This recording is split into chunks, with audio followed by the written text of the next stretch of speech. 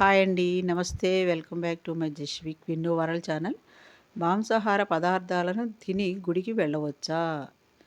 చాలామందికి ఇది డౌట్ వస్తుందండి. దీని క్లారిటీ ఏంటంటే, గుడ్డు మాంసాహార పదార్థాల్లో తమో రజో గుణాలకు సంబంధించిన పదార్థాలు.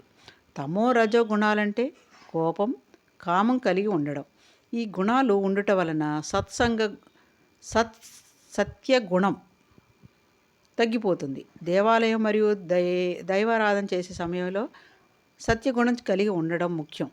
తమో రజో గుణాల కారణంగా మనోనిగ్రహం కోల్పోయే ప్రమాదం ఉంది. దాంతో దైవ కార్యాలు సఫలం కావు. అందువల్ల తమో రజో గుణాలను కలిగే ఆహారాలను తీసుకోకూడదు. పాలు, పండ్లు, కూరగాయల వంటి సాత్విక ఆహారాన్ని మాత్రమే తీసుకోవాలి.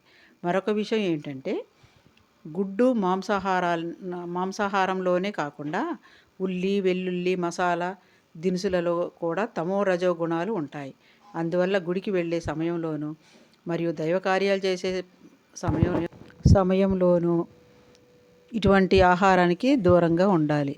చక్కగా క్లారిటీ ఇచ్చారండి. బాయ్ అండి.